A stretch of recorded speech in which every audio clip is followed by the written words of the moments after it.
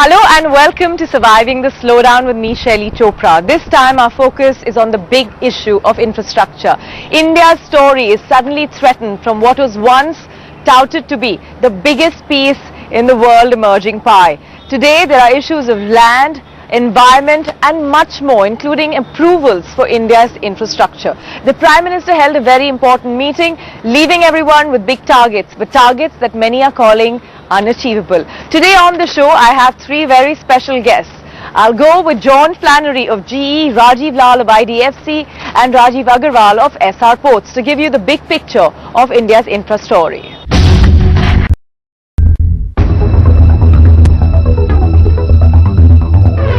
India's congested ports are looking for an outlet. As the slowdown plays out, the container volume handled by ports is also declining. Our 7,500-kilometer long coastline has 13 major ports and 180 non-major ports along shipping routes. India has announced a combined $110 billion package to develop this industry by 2020. But with delays in approvals, we're far from being on track. The biggest issues for ports are land and environmental clearances, slow turnaround times at ports, and tariff imbalances between states and centre. On a hot afternoon, we're catching up with Rajiv Agarwal of Essar Ports. Thanks very much. Thank you. The economy has gone cold and we're all wondering what will happen to the entire port expansion plan that India has envisaged. How worried are you about being extremely behind the curve on ports? Well, I wouldn't say extremely behind, but yes, we have slowed down in the last few years. As has been the general mood, I think there are certain issues like environmental issues or land acquisition issues or such issues which are quite general, are maybe responsible. But I think there are a few projects in the pipeline. The targets are pretty ambitious, aren't they? We're looking at over the next few decades, India being a country which has 3 billion tons of port capacity. As a ports person yourself, do you think that's realistic? Well, you see, it's always good to set some challenging targets. So we have a perspective plan or a maritime agenda which has been set by the Ministry of Shipping and Ports, where we have to move from about 1 billion tons of capacity to 3 billion tons of capacity. If you look at China, China is around 8 billion tons. So I think that the targets are well set. But definitely, yes, we are a bit behind. So maybe, we will take a few more years, but definitely at least there's a perspective that okay, we have to reach that kind of goal of 3 billion tons. I just want to get a sense from you today. If one looks at the large number of projects that were fed into the system, let's say 5 years ago, how behind is India in some of those key projects? Because clearly the slowdown must have had an impact. Well, I think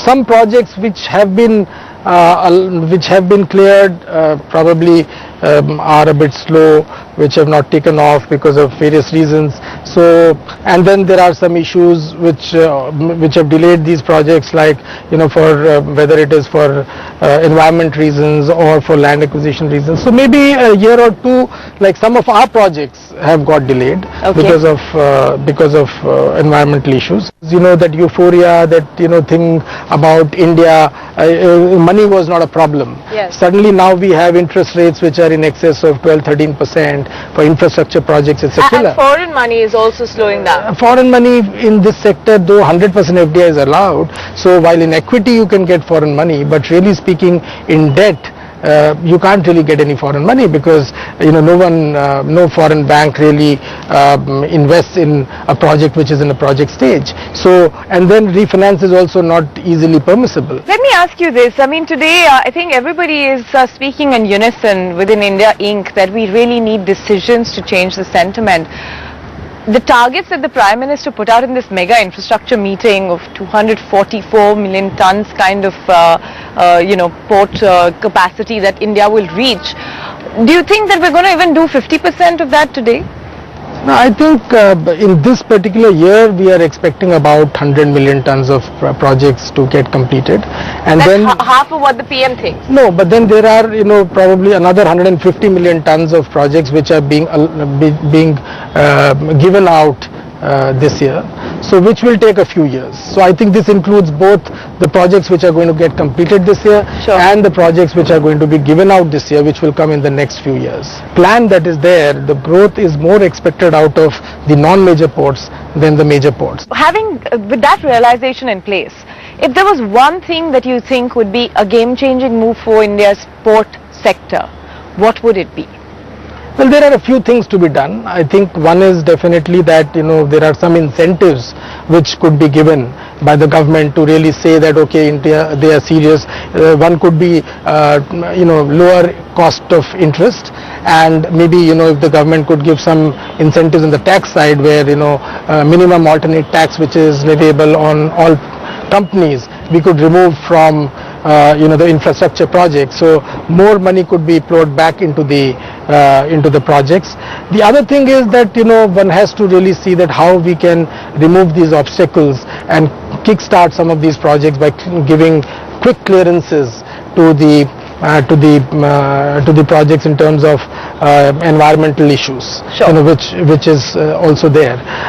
The other thing also which comes into my mind is that the government needs to really see how they can make their ports deep draft ports, because that really in one shot would mean that larger ships can come in at the ports, and that would mean that the capacity goes up almost double instantaneously.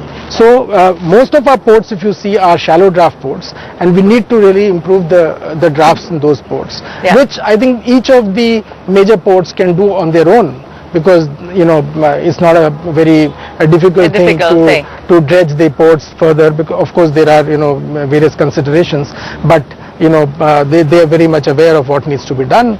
And the other is that dredging and mechanization, that can really increase the capacity in the current ports and make it much more attractive and better for the users and reduce their costs. The entire infrastructure story within ports actually depends a huge deal on the sentiment, because local funding is all that it takes to give it that boost. When we come back after this quick break on surviving the slowdown, I'm going to take you to Rajiv Agarwal of IDFC to know what's going on in terms of funding large projects.